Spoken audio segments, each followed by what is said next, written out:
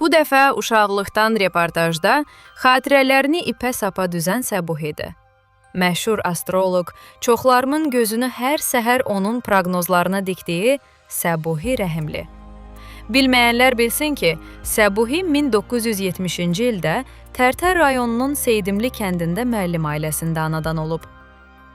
O qədər maraqla danışdı ki, lap öz uşaqlığım yadıma düşdü.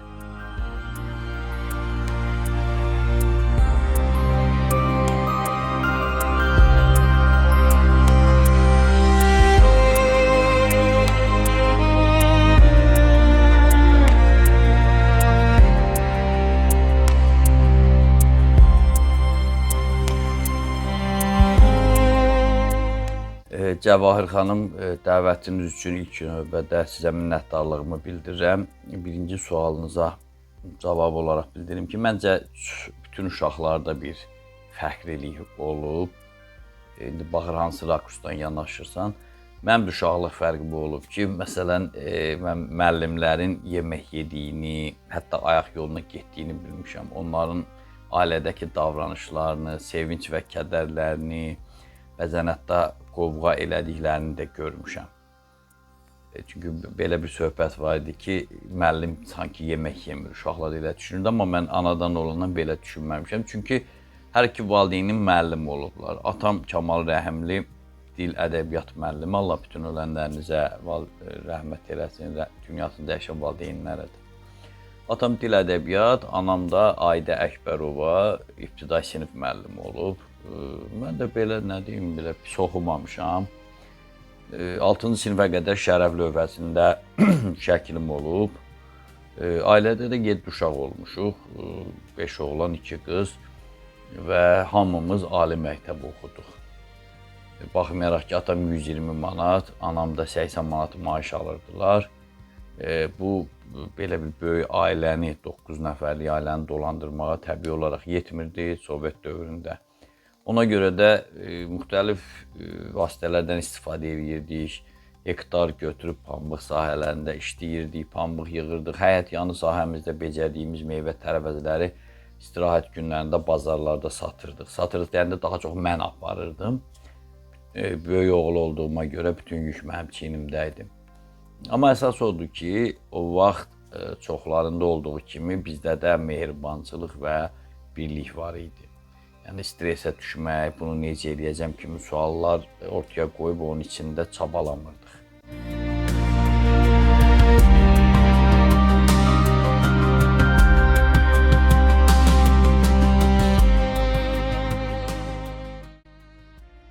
Maraqlı sualdır. Mən xaraktercə sakit, amma çox inadkar, biraz da qürurlu uşaq olmuşam.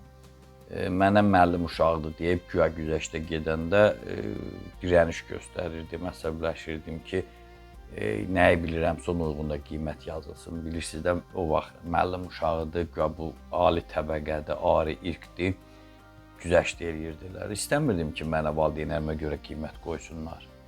Və təsəvvür eləyin ki, 7-ci sinifdən mənim rüblüyümdə dalbadal 4-lər oldu. Hətta bir dəfə 3 də düşəndə, nəinki məktəbdə, bütün kənddə dillərə düşdüm ki, Kamal mənim oğlum, müəllim uşağı aşağı qiymət alıb.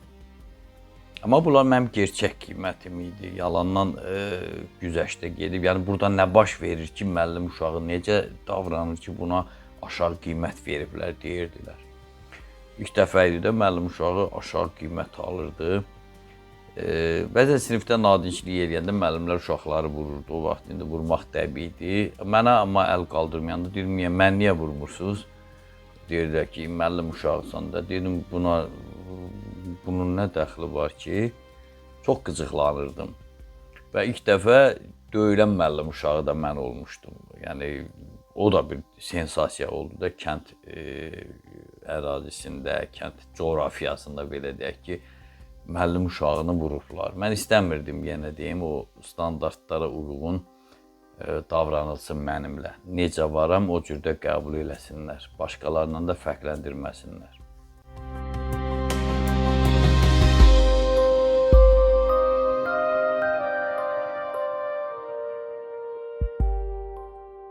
Valideynlərim, nə deyim, çox şeylər öyrədiblər bizə. nə bilim, həyatda yaşamağı, çox şeyləri. Bizə savadlı, zəhmətkeş olmağı ilk növbədə öyrədirdilər. Atam dava-dalaşdan çox uzaq adam idi. Tay-tuşlarımızla dalaşmağımızın qəti əleyhinə idi. Hətta günah qarşı tərəfdə olsa da. Anam amma fərqli idi, əksinə idi. Deyirdi, evə döyülüb gəldiyinizi görsəm, üstündən də mən çırpacağam. Amma günahsız yerə kimsə döyəriksə, xüsusən də qızları, yaxud da özümüzdən balacaları və səbəbsiz yerə incidəndə də onda da çırpırdı, döyürdü, bağışlamırdı ki, günahsız yerə. Zaten mən o yolun yolcusu deyil idim. Günahsız yerə inadkarlıq göstərib höccət deyildim o barədə. Amma yəni anam qətiyyən olmurdu. Məsələn, bizi hansısa bir uşaqla dalaşanda valideyni gəlirdi, günah uşaqdadır. Valideyni gələndə bizə atam fərqinə varmadan çağırırdı, şillələyirdi, bir səbəbini soruşmurdu. Anam yox, anam axıra qədər gedirdi, dirəniş göstərdi ki, bax nəyə görə bu dalaşıb. Oradaca vəziyyəti aydınlaşdırırdı, səhvimiz olarsa vurardı. Amma adətən mənim səhvim olmurdu o barədə. Səhv çıxardırdı, o gələn, adətən anaları gəlirdi. Deyirdi ki, bax bu görsən, deyir, söyüş-söydü, ya mənim qələmimi qırdı, mən də ona şillə vurdum. Döydüm ya nəsə belə. Amma atam yox, atam deməzdi. Ümumiyyətlə sülh istəyirdi, yəni o xasiyyət deyildi, sülh istəyirdi. İstəmirdi ki, dirəniş göstərsin, üz-göz olsun, bu şeylərdən uzaq idi.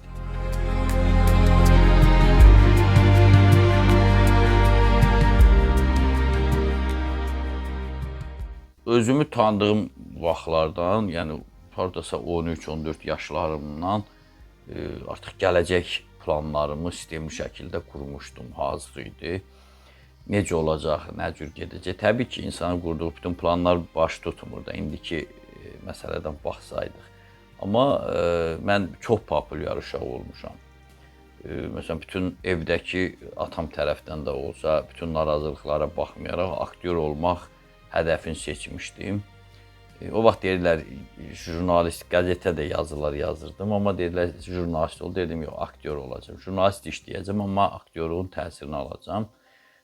Həm vaxtlarda, 13-14 yaşımda, həm kənddə, həm də rayon mədəniyyət evində dram dərnəyinin ən fəal üzvü idim. Kənddəki dram dərnəyini özüm yaratmışdım. Bütün məktəbləri yığıb, orada nə bilim, səhnəciklər, konsertlərdə çıxışlar eləyirdik, aparıcılıq eləyirdik.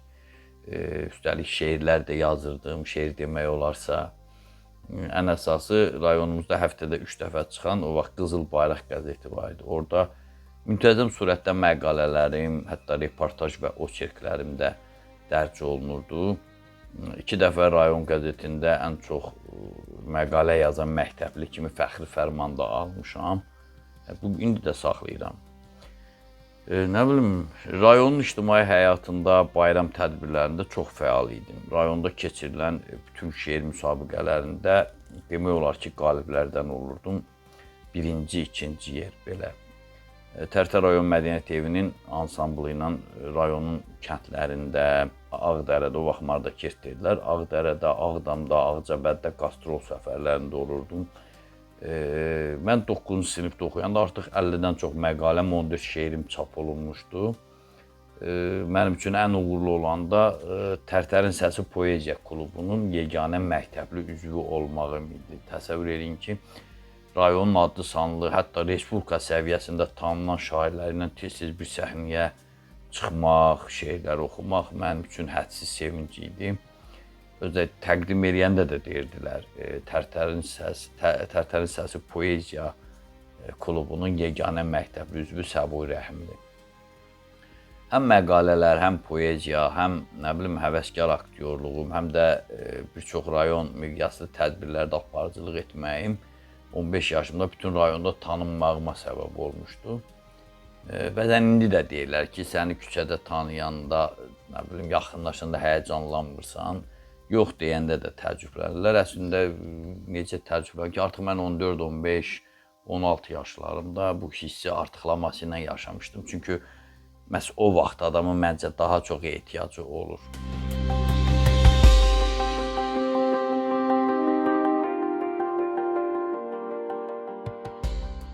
Hələ o vaxt kənddə tez-tez Qəzeti sənin məqalələrinə görə alırıq sözünü çox eşitmişdim. Həm rayon mərkəzində bu o günkü oğlan deyil, baxın o Səbuhidir, teatr verən və s. Allah haqqı düz deyirəm bunların hamısını. Xüsusən də dərsdən çıxıb qol-qola gələn şəhər qızları həyəcanla yanımdan keçəndə haqqımda danışdıqlarını açıqca nümayiş etdirəndə təbii ki, belə deyim də, qoltuğum qarpızlanırdı, zövq alırdım. Təsəvvür eləyin, rayonda qəfil tədbiri olurdu və Mədəniyyət evinin direktoru o vaxt ən bahalı maşını olan Qaz 24-lə kənd məktəbinə gəlirdi. Müslüm adında bir kişi idi. Gəlirdi və direktorumuzla sinifimizə girirdi. Dərsdə olanda girib deyirdi ki, müəllimə üzr istəyirəm, rayonda tədbirimiz olacaq, Səbuhiyə ehtiyacımız var deyib icazə alırdı və bir yerdə çıxıb həyətdəki maşına əyləşirdik. Pəncərədən sinif yoldaşlarım fəxrlə mənə baxırdılar. Mən ən böyük xoşbəxtlikdə elə onda yaşayırdım. İndi o adiləşib, belə hiss yoxdur. Təsəvvürün 8-də 9-da oxuyan bir məktəblinin dalınca direktoru gəlir. Deyir ki, direktorumuza deyir və gəlir aparır rayona. Bir gözəl şey də odur ki, sinifimizdə paxıllıq edən yox idi. O qədər belə mənlə fəxr edirlər, sevirdilər, gəlib məsləhətləşirlər. Bu gün də nəsə bir şey olanda, hətta sinif yoldaşlarım nəvələrinin məktəb tədbirində mənə deyirlər, biraz kömək elə, bu necə eləyək, nə cür başlayaq, ssenari istiqamətində. Yəni kimsə paxıllıq eləsin, ya başqa şeylər eləsin, yox. Bəlkə də var idi, amma yəni ən azı mən bunu büruzə verildiyini görmürdüm. Mən hamını gözəl bilirdim, hamını məktəb vaxt, hamını səmimi, təbii bilirdim. Yaşlaşdıqca bəzi maskaların itdiyini də görürdük.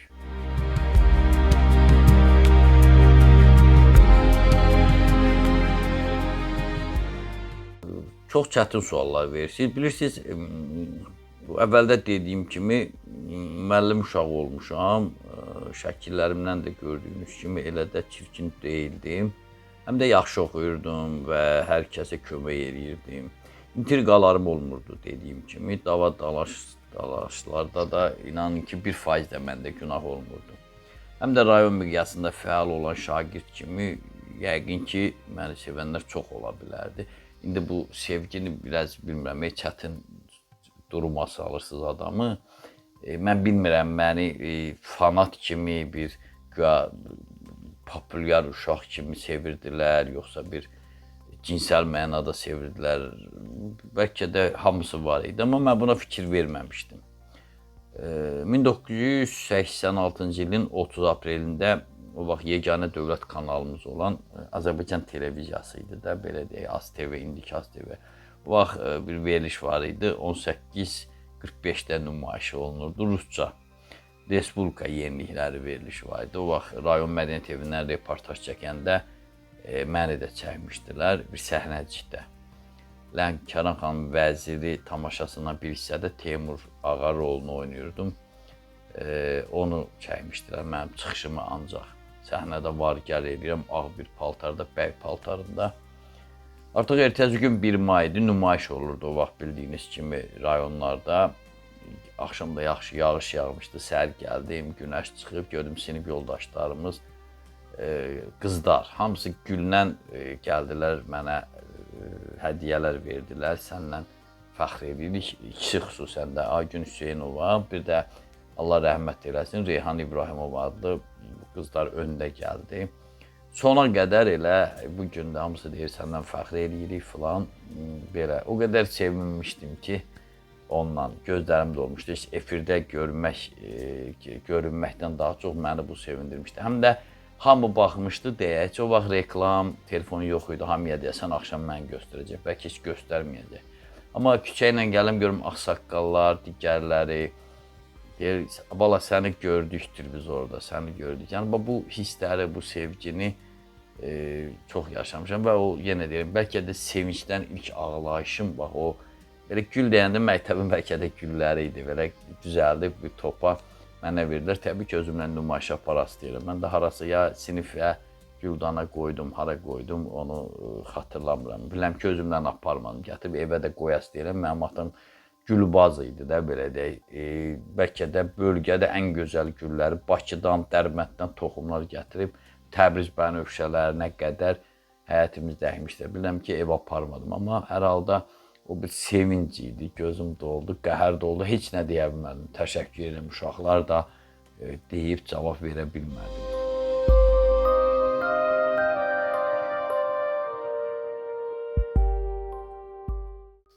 Məhəbbətdən elə sual versiniz. Mən dedim, amma bir də deyim ki, mənim məktəblilərim Sovet dönəminə düşürdü. İndi siz də yəqin ki, Sovet dönəminin məncə axırıncı dönəmlərində oxumusunuz. O dövrün təhsil sisteminə uyğun olub. Yəni o vaxt biraz başqa cür idi. O vaxt mobil telefon yox idi, internet yox idi. Əxlaqsızlığı təbliğ edən şou verilişlər yox idi. O vaxt kənddə bir ailə boşananda bütün əhali onların dərdini çəkirdi, məyus olurdu, təəssüflənirdi, hamı yığılırdı ki, bu necə olacaq? Bütün elə bir yas düşürdü də sanki, bir ailənin dağılması, bütün hamının diqqəti mərkəzində olurdu. Məsələn, o vaxt küçədən bir oğlan bir qızla təbəssümlə salamlaşırdısa, nə bilim, bütün kənd bilirdi ki, onlar bir-birini sevirlər, nəsə bir şey var, heç kim artıq qıza sahib durmurdu, yaxınlaşmırdı. Ya toyda görürlər kimsə kimlənsə baxışır, diqqətli nənələrimiz, xalalarımız var idi də, baxırdılar ki, bu deyəsən gözü tutub onu. Artıq onun dərinliyinə varıb, məsələn, ciddi olub olmamasını öyrənirdilər. Sinifimizdə də belə idi. Xatırlayırsınız, o vaxt Sovet dövründə müəllimlər tez-tez uşaqlar deyirdi, uşaqlar hamınız bir-birinizdən bacı qardaşsınız. Belə deyirdi. Bu qaydanı da dırnaqarası qaydanı deyək, pozmaq o qədər də asan deyildi. Amma məktəbdə belə deyim də, xoşuma gələn, dostluq elədiyim, görməyəndə darıxdığım, əsər tez açılsaydı gedib görərdim kimi düşündüyüm qızlar olub. Amma belə sevirəm, neyim, bilmirəm, bunun sevgi olub olmadığını dəqiqləşdirə bilmərəm. O sevdalı vaxt olur da, bəlkə o 3-cü sinifdə də olur, 5-ci sinifdə də olur, 10-cu sinifdə də olur. Amma məndə fərq o olub ki, məndə həmişə lal məhəbbət olub. Özümdən başqa bunu heç kim bilməyib, heç qızlar da, nə qızlar, nə dostlar, heç vaxt heç kimə deməmişəm. Sadəcə ürəyimdə bəlkə də o şeirləri belə yazdıran, qəlbimi riqqətə gətirən, gecələr o yuxumu qaçırdıb onun yerinə ilham pərləri gətirən məqam bu idi, amma öpüşmək falan biraz dərinə getdi, deyirsiniz. Bilmirəm, sizin yaşınız azdır deyə, yəqin ki 30-40 il əvvəlki mühitdən o qədər də məlumatlı deyirsiniz, xəbəriniz yoxdur. Bu savadsızlıq mənasında demirəm, amma yəni ki məlumatınız yoxdur. Yəni o dövrü biz yaşamışıq ən azından. Ümumiyyətlə məktəb illərində hansısa oğlanda görmədim ki, sevdiyi qızı öpmək həsrəti ilə yansın, yaşasın. Uzaqdan tamaşa eləmək, bir kəlmə danışmaq, nə bilim, birlikdə yol getmək elə böyük səadət idi. Bilirsiniz, o vaxt könüllər iyrəncliyə qatılmamışdı. Mən deyərdim ki, oğlanların qıza sevgisi gələcək arvadımdırdan daha çox bacı hissi kimi idi. Onu qorumaq instinkti var idi, başqası baxmasın, bax belə. Çünki qısqanclıq, onu qorumaq hissi, evlərinə qədər izləmək, az qala qardaşı ilə də çox danışmağından da səbirsizlənmək o vaxtki sevginin özəyi idi. Belə, nə bilim. Orta məktəbdə sevgi macəram olmuyor, belə dedim də, bax təxminən belə bir şeydir. Sevgi macəra odur ki, birlikdə hansısa olaylardan keçəsən. Deyirəm də, heç kimin xəbər olmayıb, məndə yalnız dediyim kimi lal məhəbbət olub.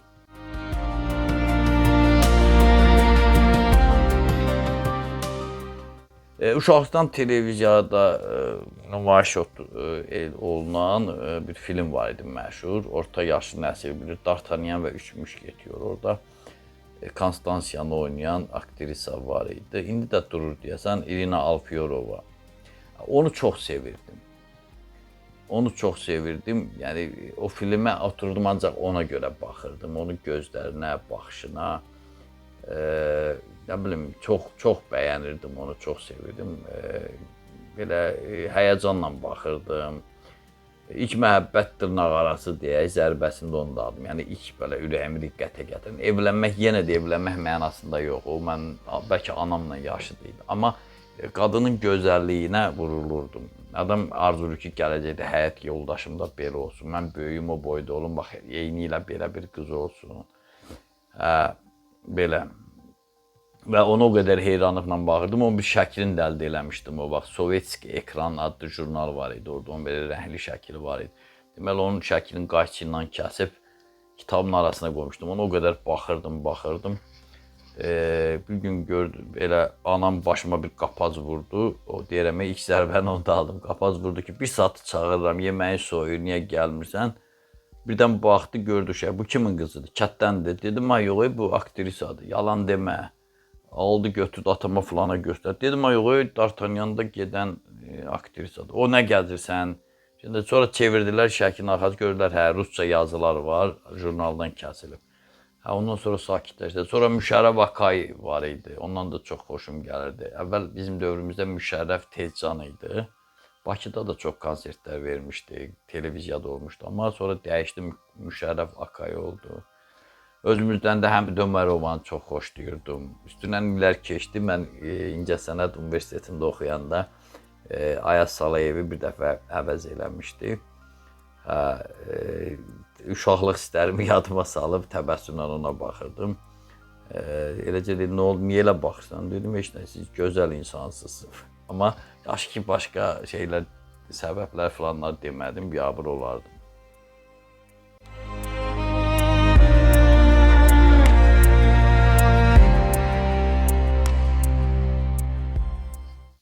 Arzularım çox idi. Təbii ki, mən əsas istiqamət aktyorluq idi. Aktyor olmağı, Hollivoodu fəth eləməyi arzulayırdım. Düzdür, müəllimlərim səndən yaxşı jurnalist çıxar da deyirdilər, amma aktyorluğu mənimsəmək mənə daha maraqlı gəlirdi. Lap uşaqlıqdan təbii ki, çoxları kimi mən də kosmonavt, əmək veteranı falan olmaq istəyirdim.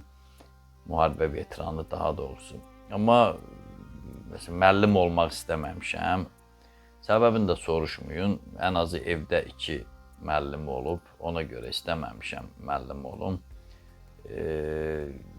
Əziyyət çoxdur. Ən azından valideynlərim və təbii olaraq onların dostları, gediş-gəliş etdiklərimizin əksəriyyəti müəllim idi. Çox müşahidə eləmişəm ki, mən müəllimliyə yaramıram. Amma o vaxt ən böyük şeir kitabımın çıxması idi. Bir şeirlərimdən ibarət bir kitab çıxım. Sovet dövründə çox çətin idi. Amma bugün artıq 3 kitabım, bu müsahibəni aldığınız dövrdə 3 kitabım çıxıb. Birini də hazırlayıram, yəni ki, 4-cü də çıxacaq.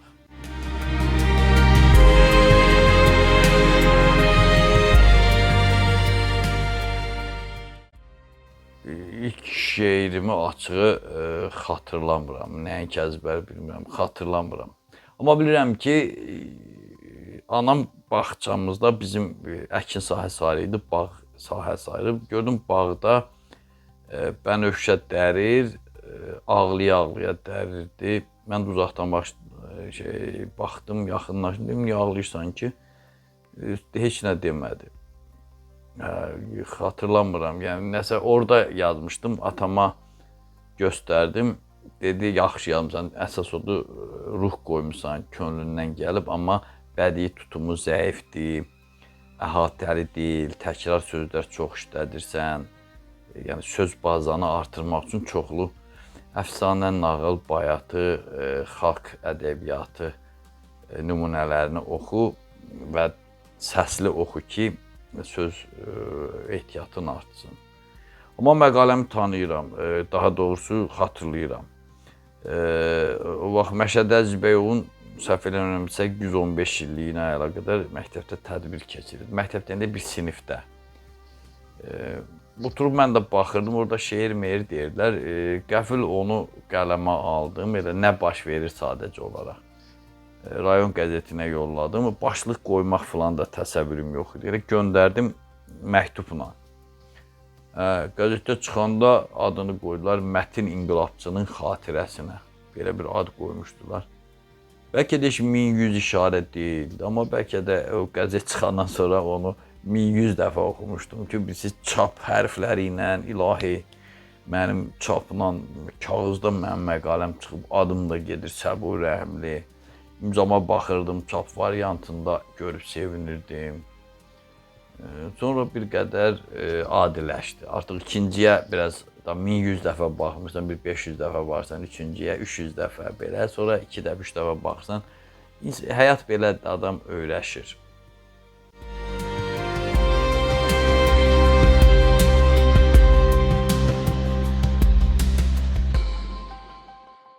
Çox maraqlı suallar verirsiniz. O vaxt dünyaya geniş açılmamışdıq deyə bəzi şeylərdən bir çox insanlardan xəbərsiz idik. Amma məktəb illərimdən bu günə qədər də bax sizə müsahibə verdiyim məqama qədər də pərəstiş etdiyim Hind kino ulduzu Amitabh Bachchan kumirim idi.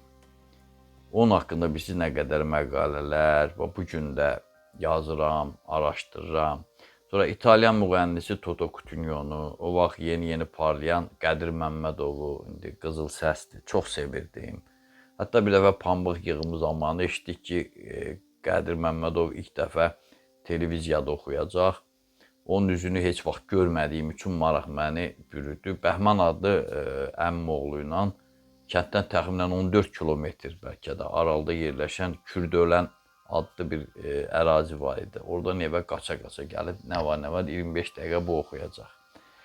Amma o xalq mahnıları oxudu, pianino ilə o zövq almadı. Kasetlərdə çıxan kimi olmadı. Ara mahnılar deyirlər. Televiziyada da bunun belə deyim ki, nümunəsini belə gördük. Qədirin üzünü görməyimin sevincini bəlkə də 4-5 gün yaşadım. Yəni onun fanatları da məndən soruşdu, necə idi? Bir nazik bığ, bir dənə kişi idi. Nə bilim, belə bir şey.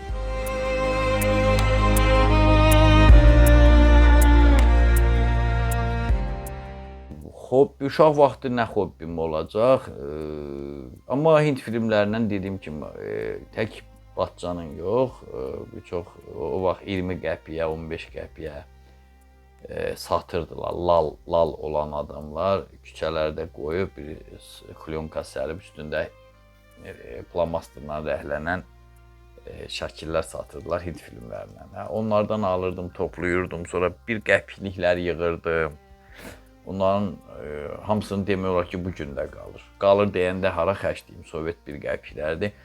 Torbada var. Hətta onun içində o vaxt elə bahadır. 1961-ci ilində 2 dənə bir qəpikliyi var. İstəyən olsa xəbər eləsin. Yaxşı qiymətə verək. O vaxt nəsə belə deyirdilər.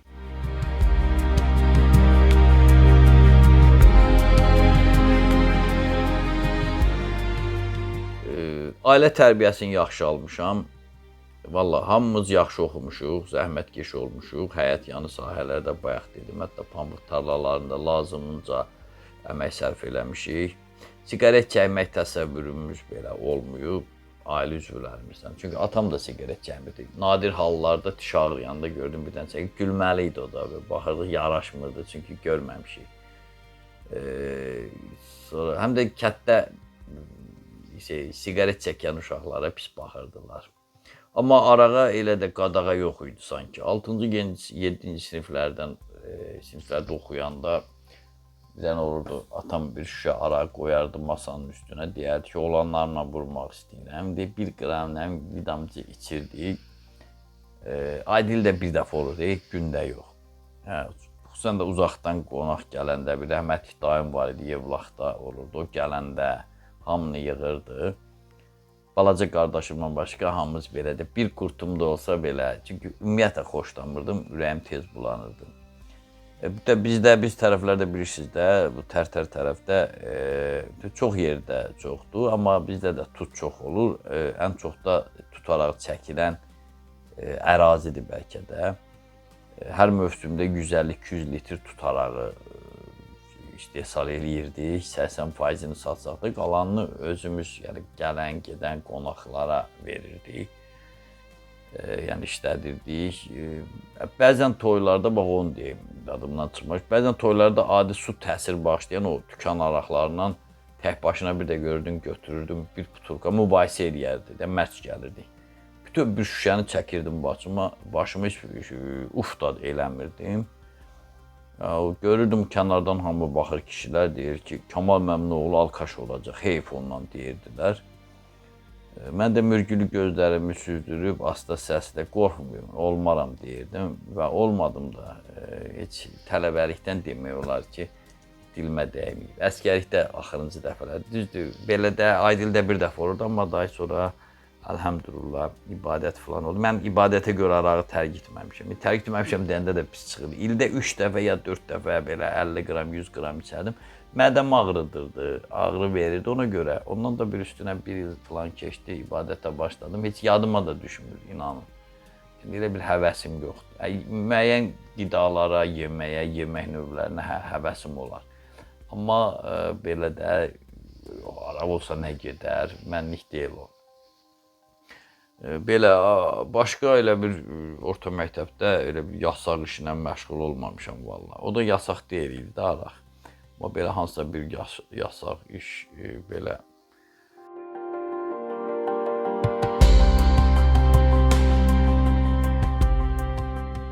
Kədərli olaylar olub. Balaca vaxtı babam, nənəm belə bilirdim ki, dayı məni sığallamayacaqlar. Xüsusən də ata nənədən gedir. Ana nənəm son illərdə dünyasını dəyişdi. Yüzü haqlamışdı. Amma biraz o, amma sinifimizdə İlhamə adında bir sinif qohum var idi, sinif nümayəndəsi İlhamə Hüseynova. 6-cı sinifdə dünyasını dəyişdi və babamla, nənəmdən sonra ilk dəfə idi ki, yaxın ünsiyyətdə olduğum bir insanın ölümünü görürdüm. Yəni, bax, o məktəb dövründə ən acı xatirə kimi hafizəmə yazılan bunlardır, nə deyim. Təşəkkür edirəm ki, dəvət elədiniz, biraz getdik, o tərəfləri səyahət elədik, minnətdaram, Allah razı olsun, nə deyim. Xoş oldu.